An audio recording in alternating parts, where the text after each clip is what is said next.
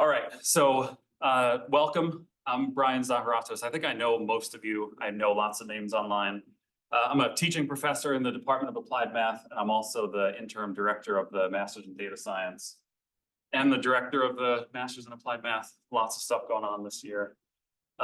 So one of the reasons that we're giving this talk is to kind of create more community, both within programs like the Masters in Data Science. So I see Masters in Data Science folks here, same online.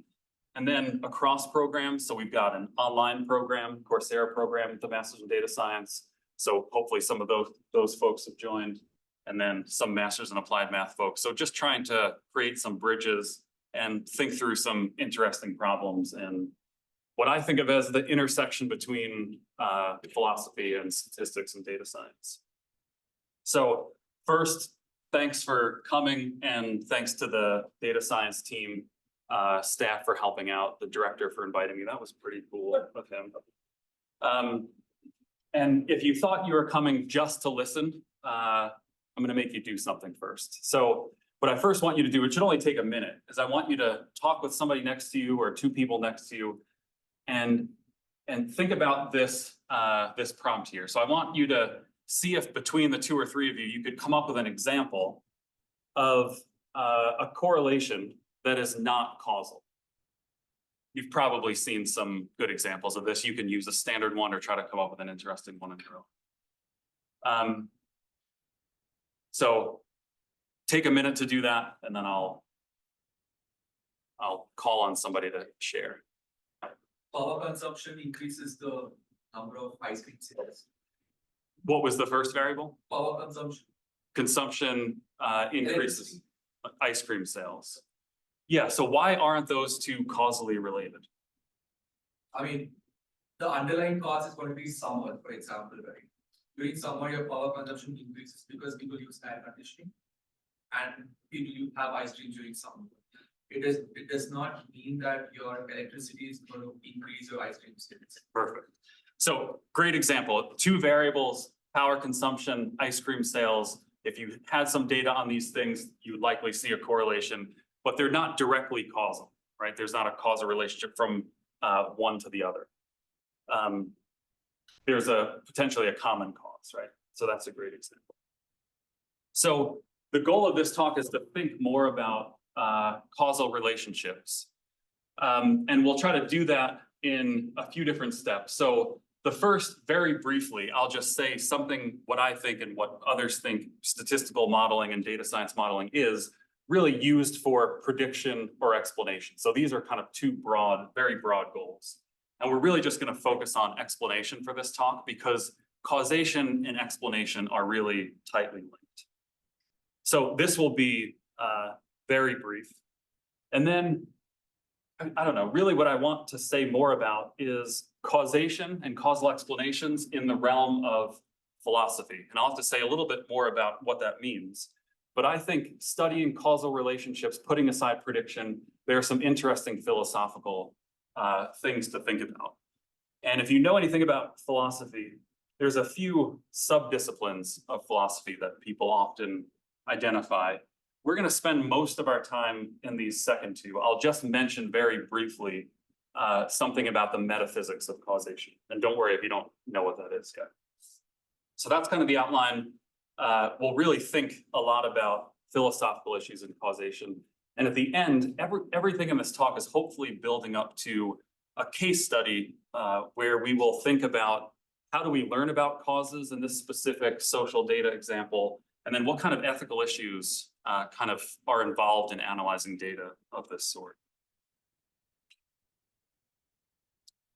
All right, so the brief statement on prediction versus explanation.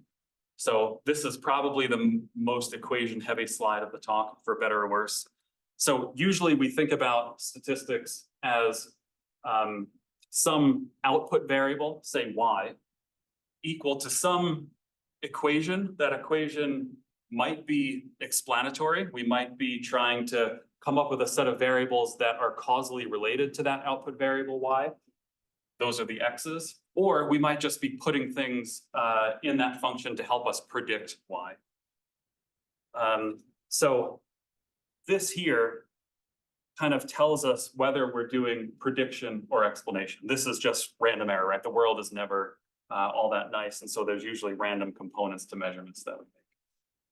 So if our goal is prediction, then we're trying to come up with an F hat that when you plug in a new set of Y values, we're trying to get close to, sorry, a new set of X values, you're trying to get close to this value Y.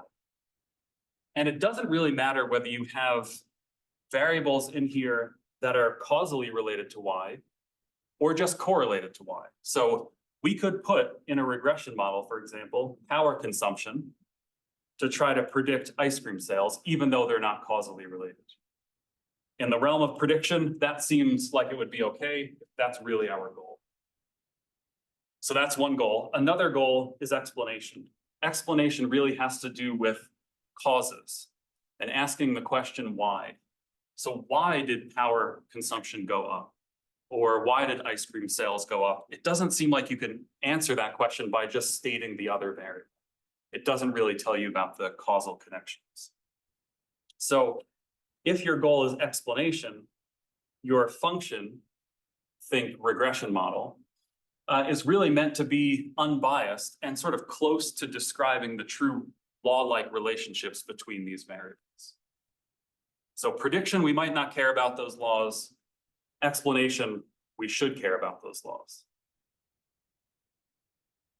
And I don't know, a lot of you are data science students, which might mean that you're doing a lot of prediction. So a lot of machine learning algorithms are tuned to this goal of prediction. You put lots of things into your model to try to get the best match for an output value Y. But there are lots of contexts in which explanation is really important. So I've taken this quote from a book on causal inference called The Effect. And the author is really trying to prompt us to realize that a lot of the questions we care about are causal. So just to think about one of them, we really want to know if countries with higher minimum wage have less poverty, right? Does minimum wage actually impact the poverty line? Not just that they're correlated with each other, but one has a direct impact on the other.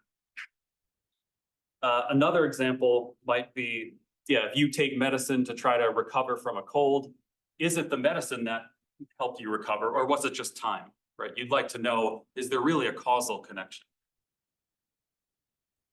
And I think that raises the kind of deep and interesting question. Okay, we know about correlations. Regression can tell us about correlations. Other more sophisticated models can. But what is a cause? How do we learn about causes? That seems to be a deep and interesting question that maybe a statistical model doesn't tell us outright. So another really quick question to keep you engaged and thinking. Can you think of any conditions, if any, that would imply causation, not correlation? So what conditions would imply causation? All right, I was hearing some good conversation. Does anybody have any thoughts? What conditions might help us identify a cause? Yeah. The operator, you intervene some way to see if the causation is going in a particular direction. The example we use wind blowing and the tree swaying. You sway the tree, the wind doesn't blow. But if you blow,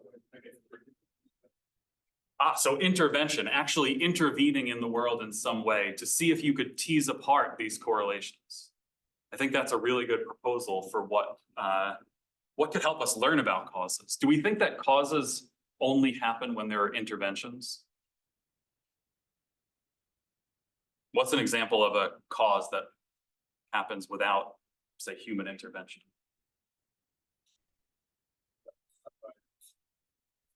Yeah, planetary motion, something like that, right? Things that are just outside of our control that we tend to think are causal.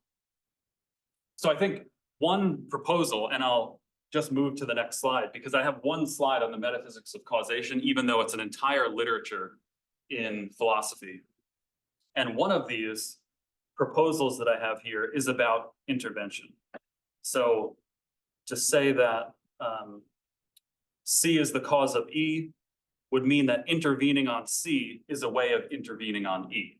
And if you intervene on C and nothing happens to E, you don't have a causal relationship, or at least not one that you thought. So the metaphysics of causation is really about trying to define what a cause is. What is this thing that we seem to take for granted and, walk across the street to avoid, being caused injury by something, by a car or something? What is this idea of a cause? So lots of things have been proposed. One is intervention.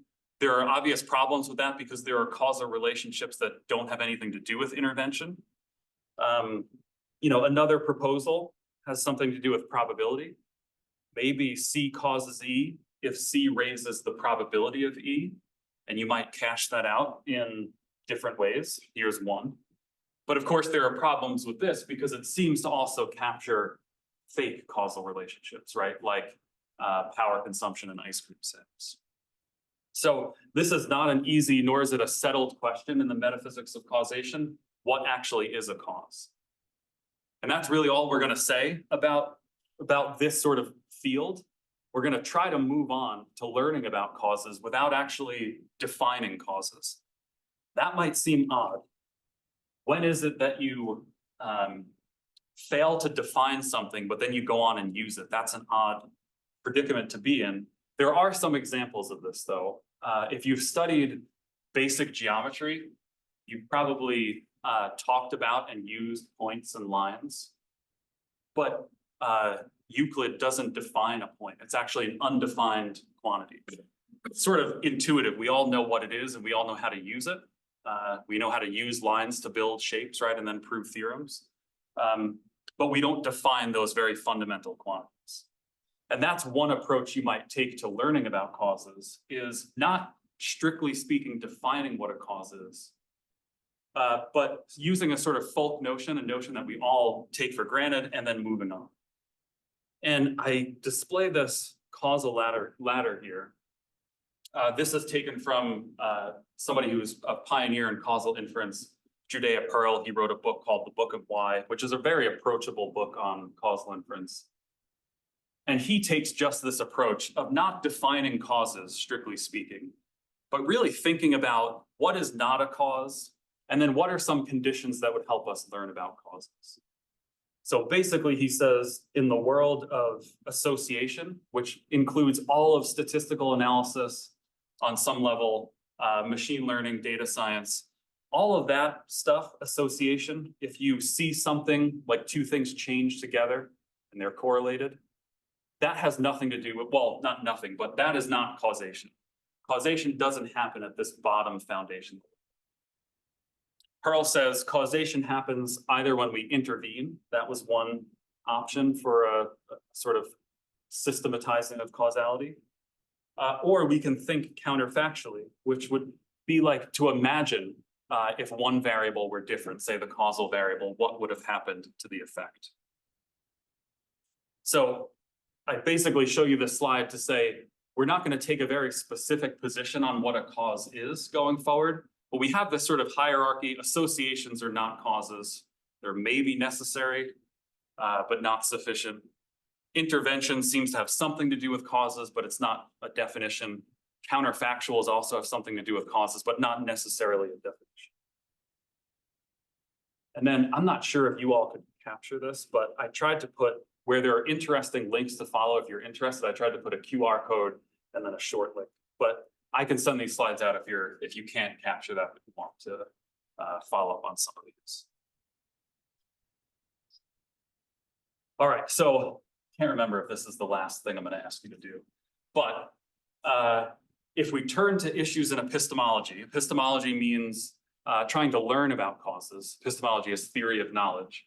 So what could we do to try to learn about causes based on having associations in data, thinking about intervention, maybe thinking about counterfactuals? So I wonder, take a minute and see if you can think about, do you know of any tools that could help you learn about causes?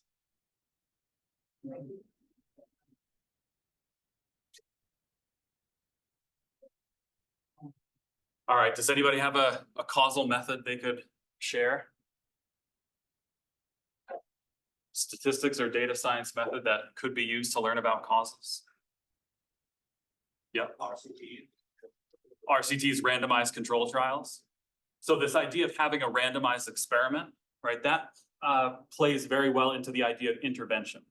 So in a randomized control trial or a randomized experiment, some researcher has the ability to manipulate some variable, at least one variable.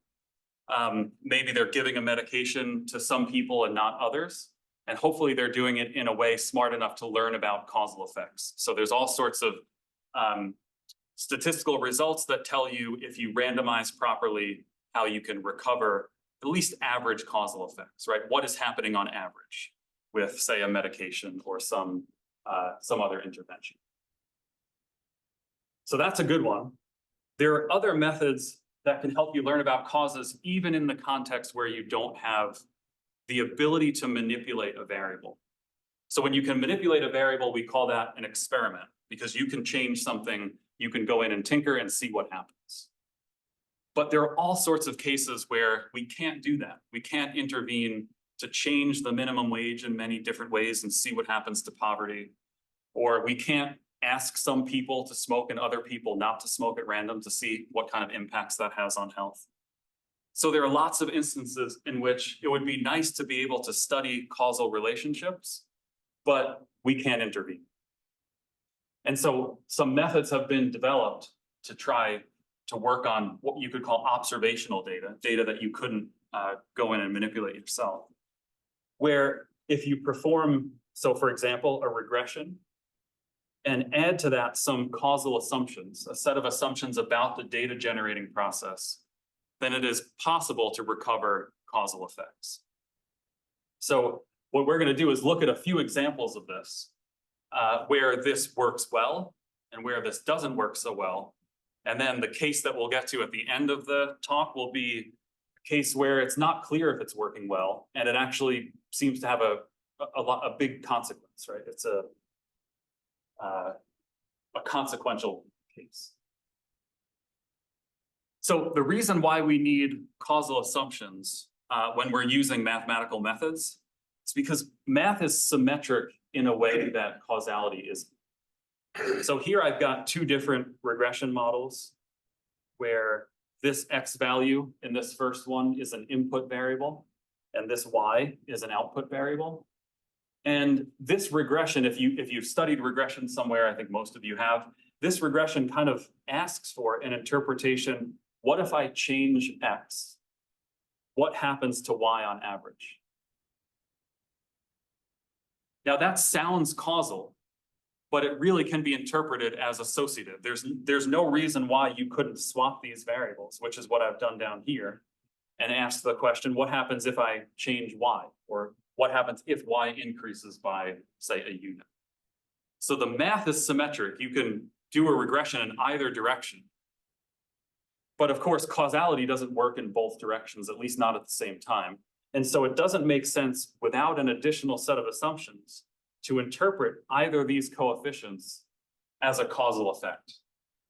They're really just capturing associations without an extra set of assumptions.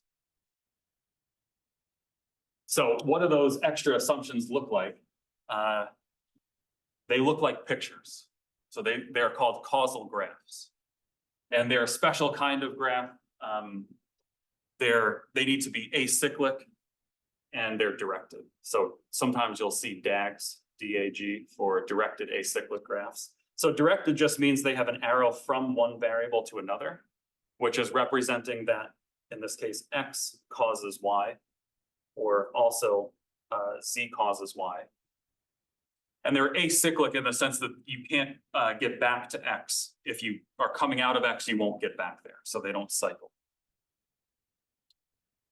And so if this set of causal assumptions is true, then the regression model that I have on the bottom will be an unbiased estimate of the causal effects of both X and Z.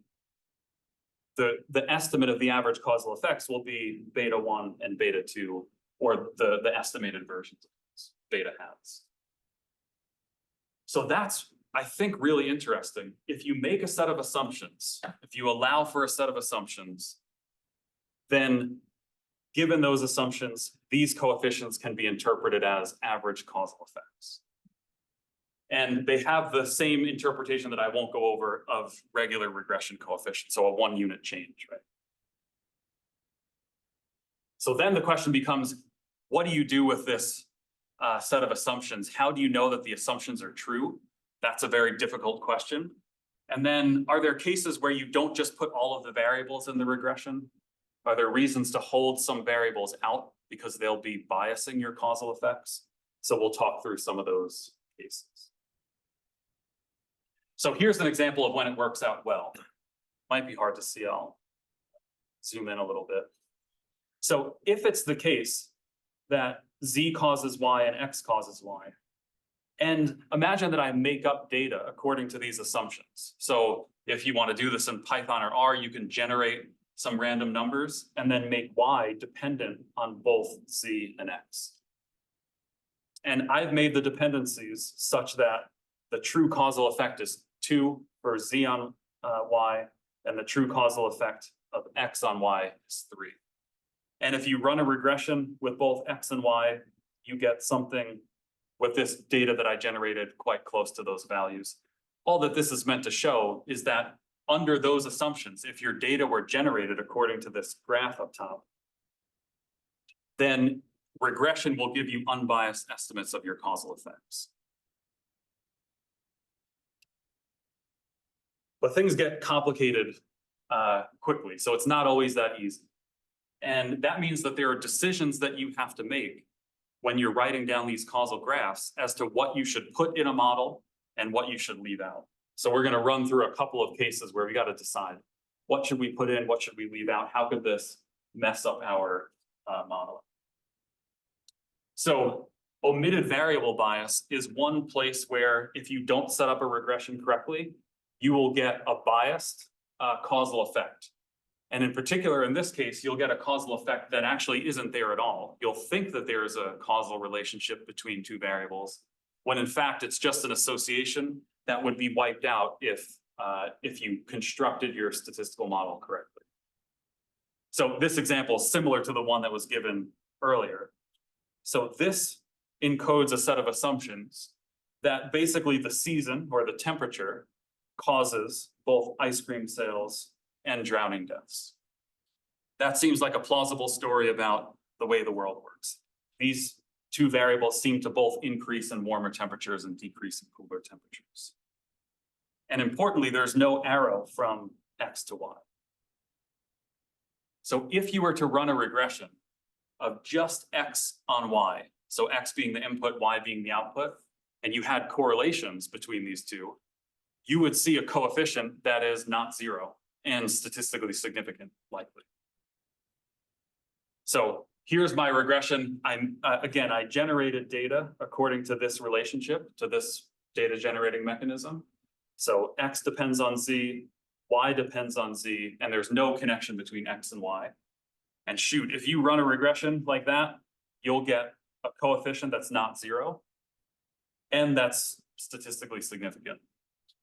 So that just means there's some evidence that it's not actually 0. So does anybody know how to fix this problem? What should we do?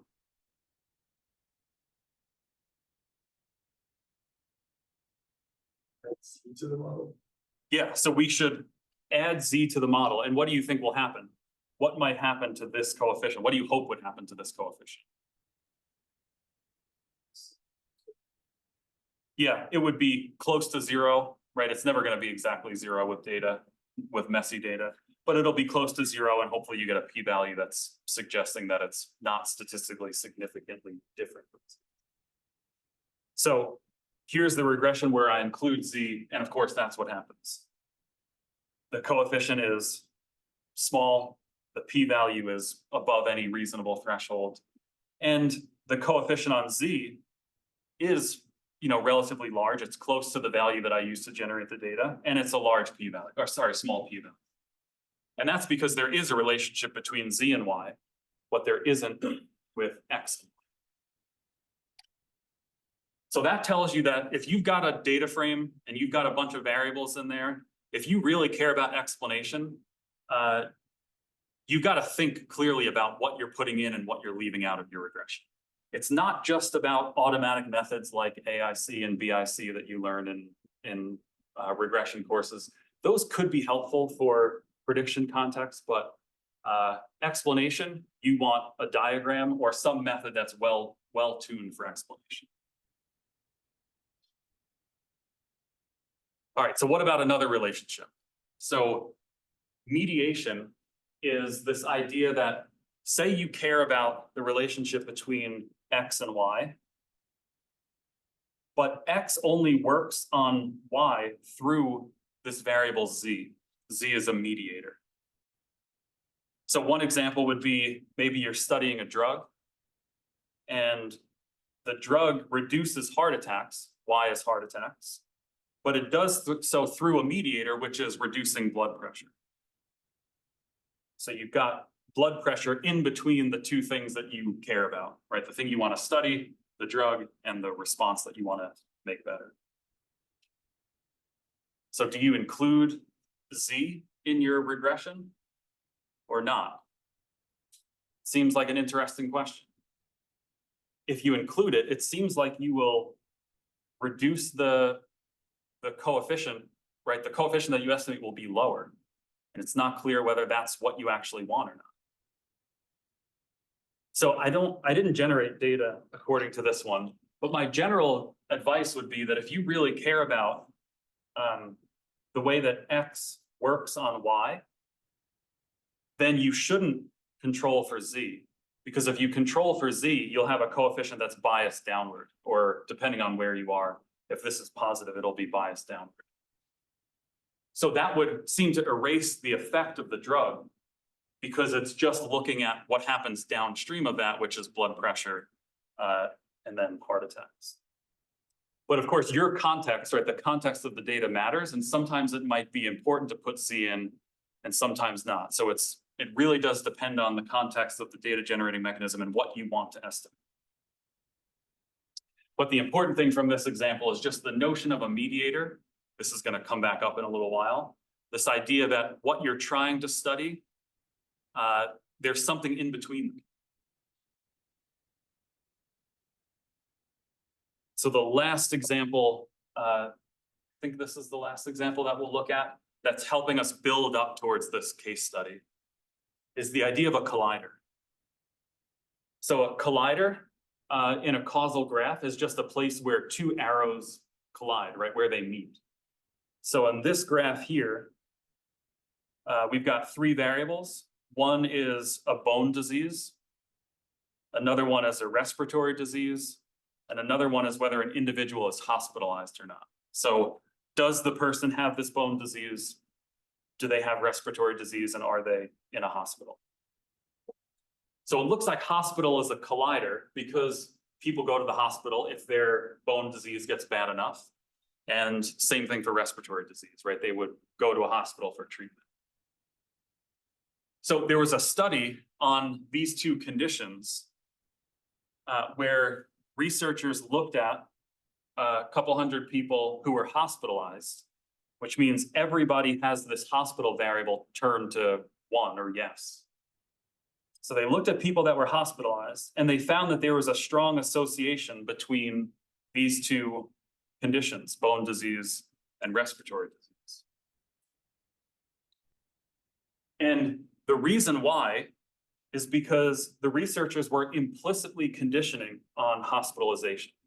Everybody they looked at was coming from a hospital. And so they had this association between these two variables. I've got it here, light in CU gold. And I also wrote the claim in gold because that is not a real causal relationship. So later on, researchers went back and studied people, not just in hospitals, but in the general population. And they found out that there wasn't a causal link between bone disease and respiratory disease. What happened was they conditioned on a collider, meaning they only looked at people who were hospitalized. And it turns out that conditioning on a collider can induce a false causal relationship between two variables. And that's called collider bias. So that means that if you have a collider, you shouldn't include it in your regression, or you shouldn't otherwise condition on it if you're trying to learn about causal effects, because it'll bias them. It'll induce them when they shouldn't be there. And that QR code, and I think, did I give a link? Maybe I just gave the code here. That code, or email me and I'll send you the link, can tell you more about collider bias. So it seems like we're in a situation where sometimes we should include variables in our models, other times we should exclude them. And it seems to matter which one you do if you're interested in causal effects. Probably also matters in prediction, but that's not our topic. Okay, so one more term that we might use in this case study is the idea of a post-treatment variable. So a post-treatment variable is just a variable that occurs after the causal variable that you care about. Sometimes that's called a treatment. So blood pressure was a post-treatment variable because it came after the, it was measured after the blood pressure medication or the drug A that I mentioned earlier. So post-treatment just means it occurs after the causal variable that you care. And often colliders are post-treatment variables, and we don't want to condition them. All right, so let's try to think through this case study a little bit. So the case study has to do with police use of force. So there was a famous paper, I think it was ultimately published in 2019 by an economist from Harvard, Roland Fryer. And I think he worked on it much earlier than that, though, maybe 2016, 2017, he did a lot of the analysis. And there were two big conclusions that came from this paper. The bold one is the one that we'll talk mostly about. The one above it, we'll mention in passing and maybe come back to later. Basically, the two conclusions were Fryer was studying racial bias in policing, so in police use of force. And he found that there was bias in non-lethal use of force. So bias against what he calls in the paper minorities, but basically bias against Black people. And even if you controlled for more things in your regression, there was still a bias that wasn't swept away. So that was one conclusion. The other conclusion that's in bold, that seems more controversial and seems in some ways counterintuitive, is that in extreme uses of force, lethal uses of force, police shootings, we find that there's no racial difference in either raw data or when we use a statistical model accounting for other variables. And this was controversial. So lots of papers were published after this, trying to assess whether this research was done correctly, fights on Twitter, everything. So we're going to try to focus on that second conclusion and try to understand, what's going on here. So there's a causal model to dissect here. So I've got it up at the top. And I've got our assumptions that are basically the English descriptions of these, of the causal model. So the variables we have are R for race. So basically we're taking police records, and in police records, there are lots of variables. So one of them is race. So that's the variable, the causal variable that we're interested in learning if there's an effect on. And the response variable is, in this case, lethal use of force. So we'd like to know if there are differences across races with respect to use of force. But of course, it's not possible to have force used against you if you weren't stopped by the police. So this variable is whether an individual was stopped or not. And this U is just a sort of catch-all for a set of unobserved confounding factors. It could be suspicion, right? Whether police find someone suspicious or not. But the causal diagram is meant to encode a set of assumptions. One is that race potentially has an impact on use of force. Another is that race potentially has an impact on who is stopped, right? Maybe police are not not paying attention to race when they stop people. That seems plausible. And then, of course, there are some other factors that impact stops, like suspicion, and those factors might also impact whether somebody uses force. So this diagram was given in a paper describing Fryer's research.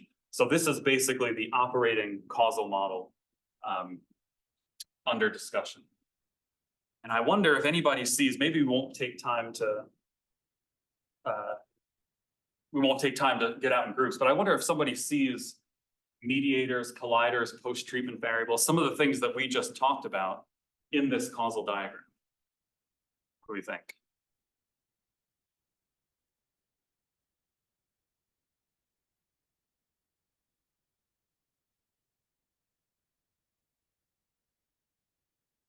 Is there a collider somewhere? Which variable?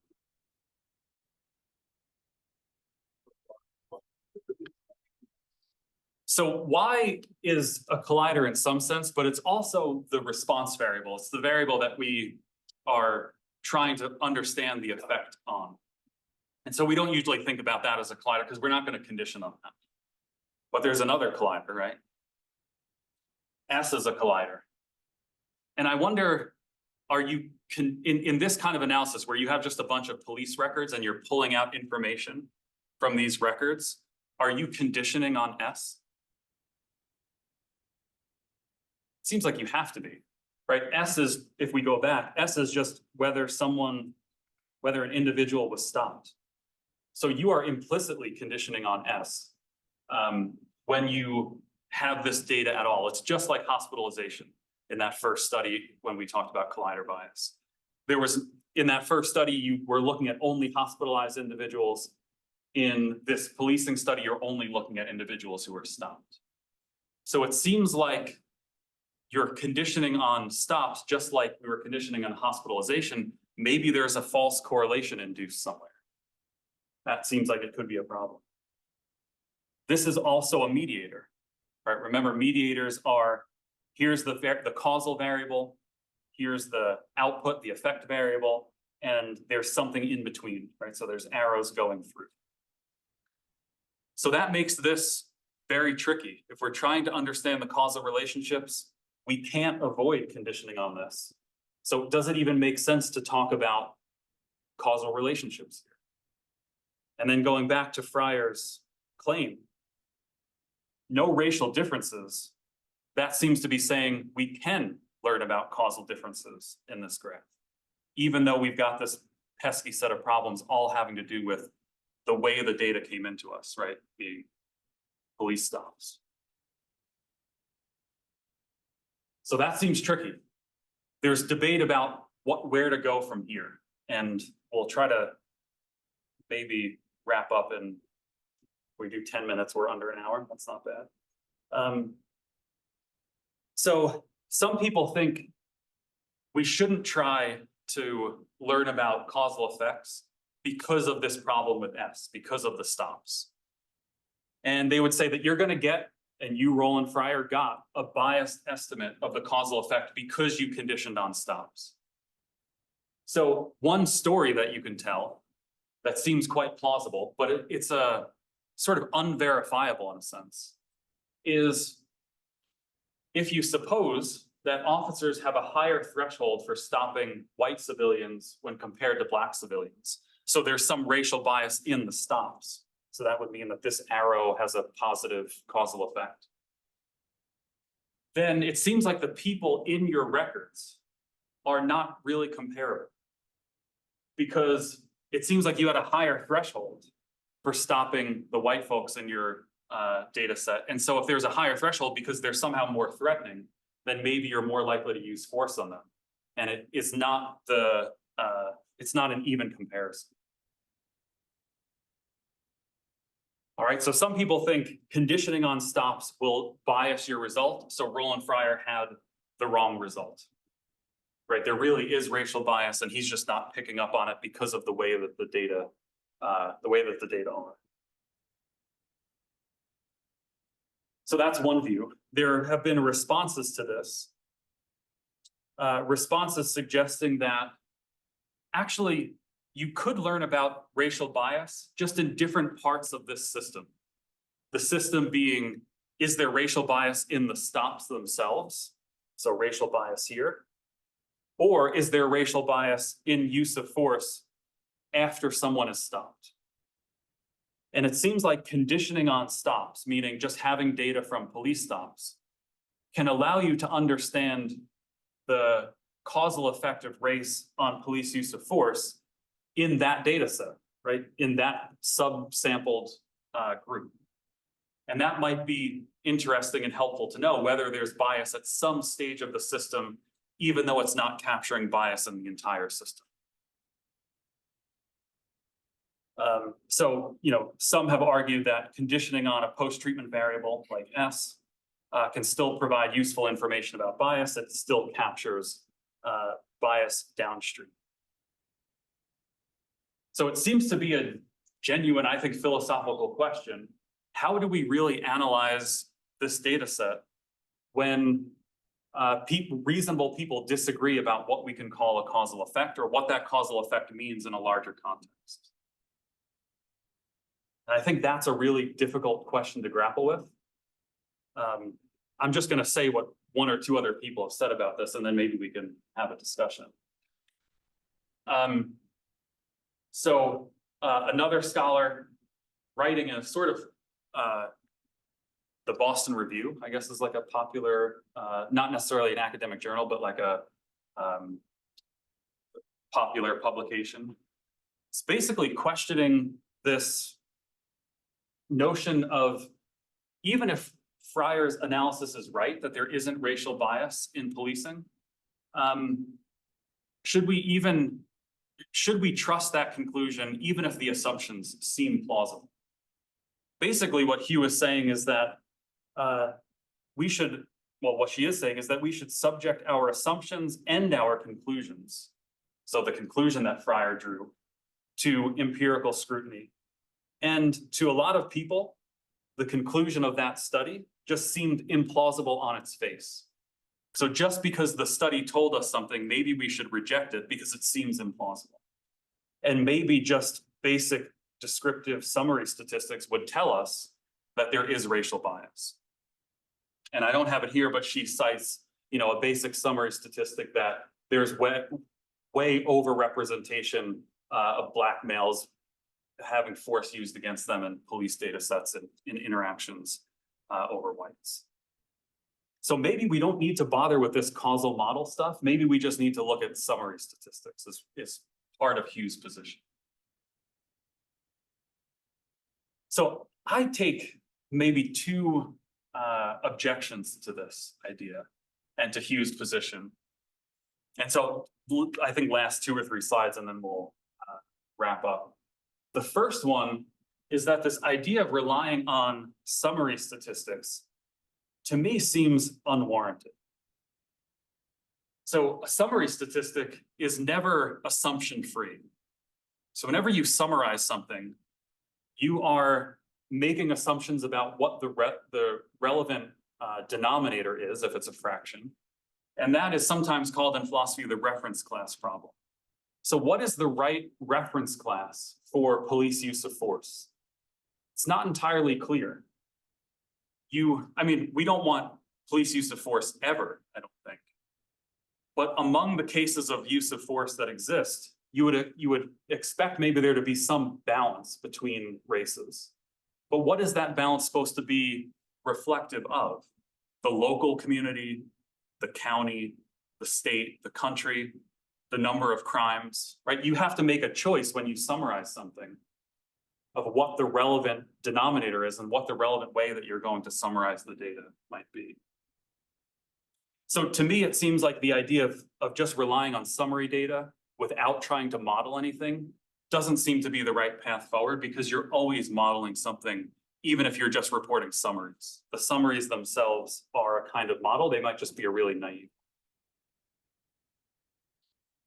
And the other objection that I have to Hugh is that, to me, it seems like she's opening the door to a kind of politicization, I don't know if I'm saying that right, because it's late, of the assumptions and conclusions of empirical analyses that I think have a lot of undesirable implications.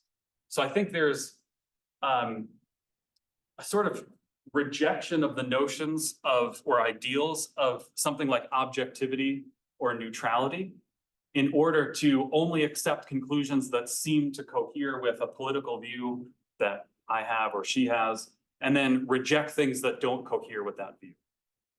And I think that's really kind of enticing to only accept things that cohere with your worldview or your political view, and to think that things like objectivity and neutrality, those could be kind of false goals. They're never achievable.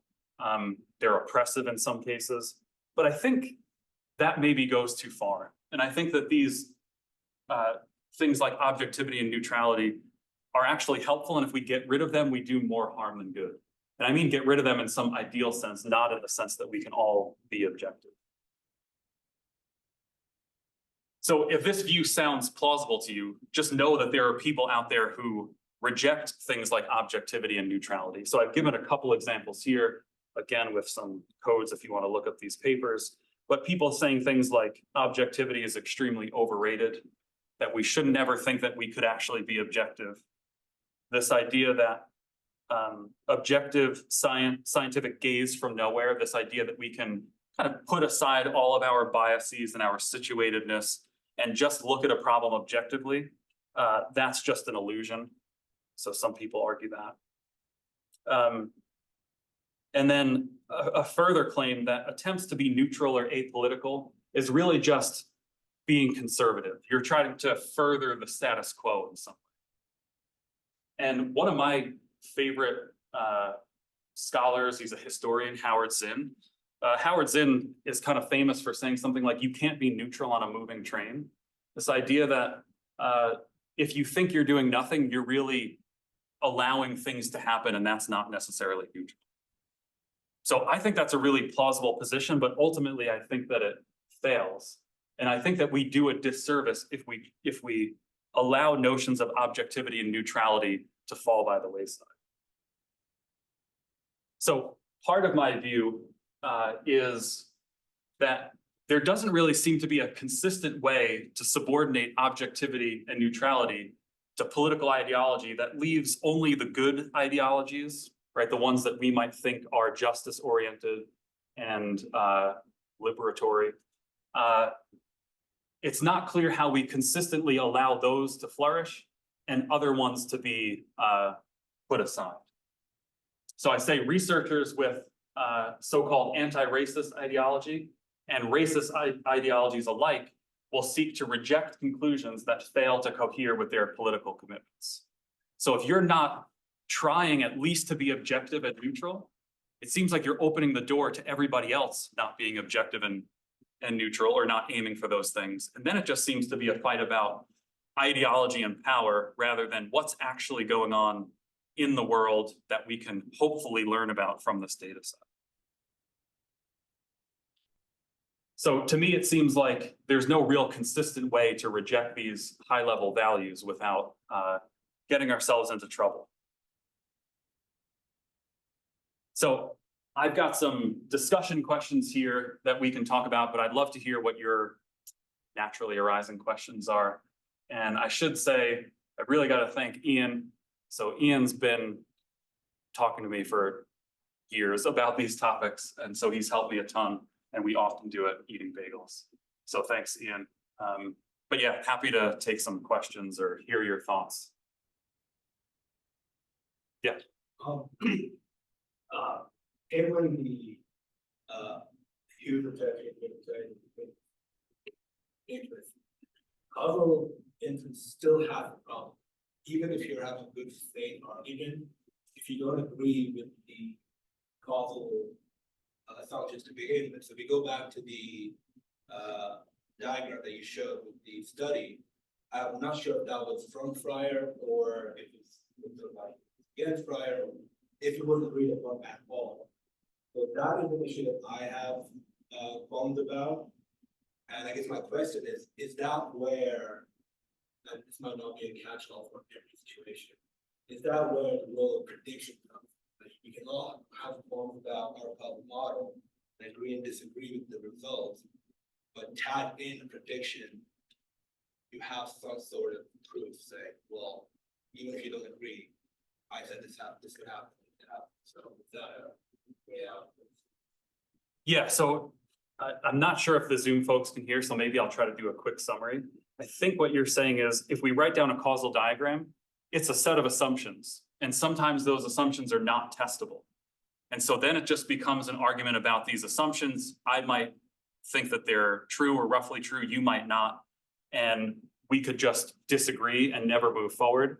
But prediction might be helpful in the sense that whatever model I use, if I can predict the next outcome, then I seem to have some kind of advantage, because if I can predict it and you can't, my model must be better in some sense. Is that a fair summary?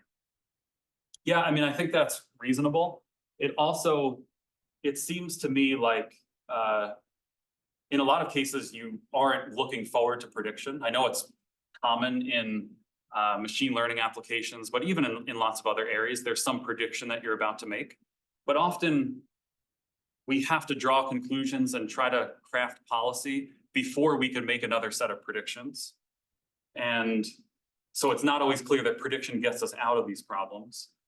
And I mean, prediction has its own set of problems too. It doesn't matter if you predict the next instance correctly, it matters what you do on average, and there are all sorts of problems that could arise from that. So I don't necessarily think that prediction is the only way out. To me, it seems like you have to sometimes grapple with these difficult questions around causality. And one of the things that I really like about diagrams is we all know what the assumptions are, right? Everybody's clear on what they are. And if you reject them, we know why you're rejecting them. And people might think that's unreasonable for you to reject a particular model. But at least we know where the disagreements are. A predictive model, it could be a black box, right?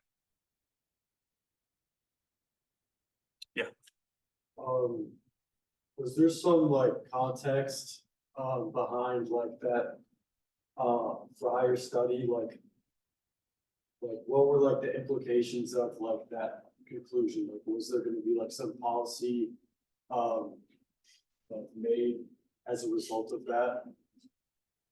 I don't know. Well, actually, not sure. I know that this study was high profile, and it may have been taken into account in some reform conversations, but don't quote me on that. I'm not sure about that. I think, Fryer as an economist, I think was hoping to study this problem. He studied lots of problems having to do with race. I think he was the youngest Black professor to be tenured at Harvard. He studied lots of problems in this area. He said that this conclusion was one of the most surprising conclusions of his career up until that point, at least. And so I think he was really trying to study this problem to make a dent in it, right? To have some sort of positive impact. But I'm not sure, what impact it's had other than academic fighting beyond that.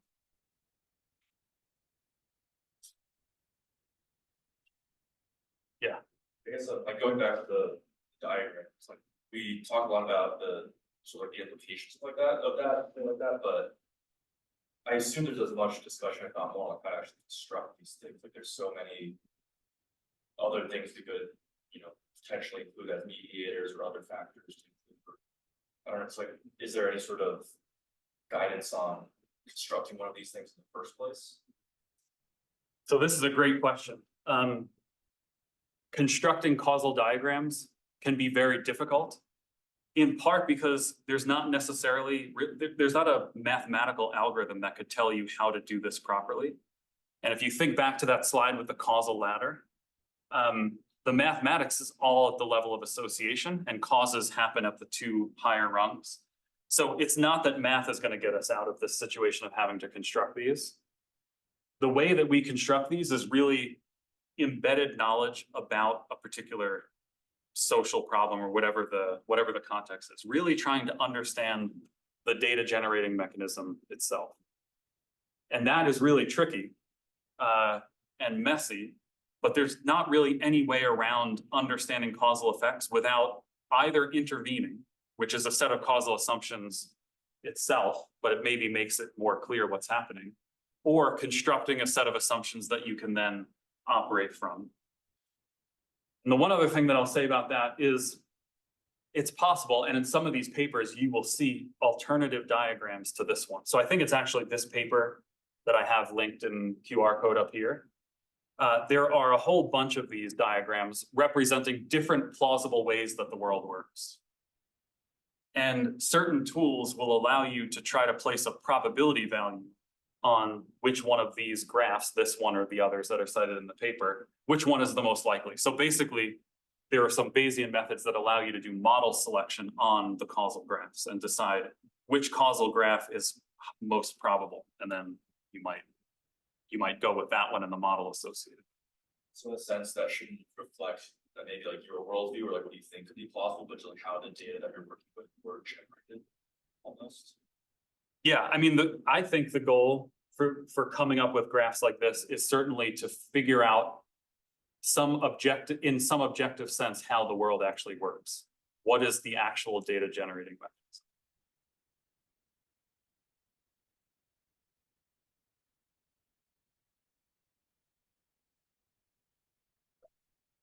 Oh, question. Well, there's two. Oh, it was about repeating questions. So I repeated the first one. The second one was just about how we would choose among different diagrams, which I think maybe was clear from the answer. So I see another question here. Would there be a potential model that splits general police use of force Y from lethal use of force Z? So I think the question is about one model that splits force into two separate groups. I think these were just handled with two different models in the Fryer case. So not one model, but separated two different models with each of those responses. Oh,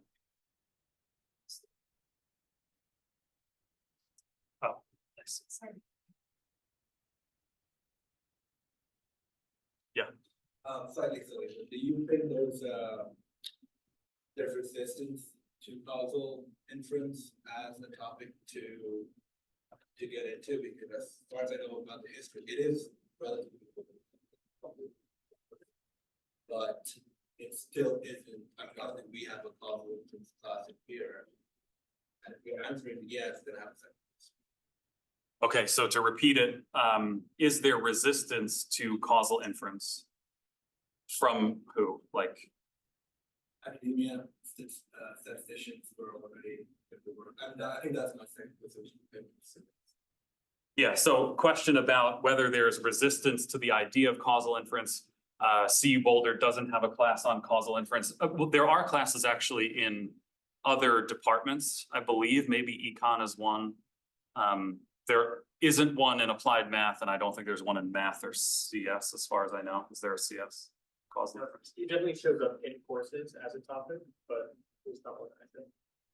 Yeah, and so there's one story from Judea Pearl, who is a pioneer in causal inference, that statisticians were kind of ignorant and they neglected the notion of a cause. Ronald Fisher, who's a famous statistician and developed lots of statistical methods that you learn in stats courses. He was very resistant to the notion of cause. He denied that smoking caused cancer, right? He had a very odd relationship with causality. And somebody like Pearl thinks that statisticians just tried to work around causality because it wasn't in data. It was something, they maybe didn't phrase it like this, but it was something beyond data, right? That lived outside of the realm of just association and relationships like that. But there are lots of statisticians now who care a lot about causality. People in computer science care a lot about causality, econometrics. So there are lots of researchers working on these problems, and I think they're gaining a lot of popularity. And I'd like to develop a causal inference course one day. All right, any other questions? Since I faultily raised my hand, I should ask you a question. I started with regression or even before that, this kind of care about predictions and care about explanation. And there we kind of made an assumption or choice. And then in regression is of course all these assumptions we make about the data and methods and so forth. But then we kind of keep leveling up to more and more kind of abstract sorts of assumptions, all the way to this like, neutrality, objectivity realm. Do you feel like this process stops at some point? Or 5 years from now, am I going to enter this talk where we say people are, this and that about objectivity and neutrality, but actually what they need to be, pulling up as an ideal is this more abstract goal that we can all get behind? It's possible. Philosophers of science talk about meta values, these values that are not strictly speaking empirical. They're not things that show up in observation and in data that guide scientific practice. And to the basic literature on values in science, surely goes beyond objectivity and neutrality, but I'm not sure if there's like a set of values that are more abstract and then encompassing of these and other values. So I'm not sure, but maybe in 5 years I'll give a talk like that.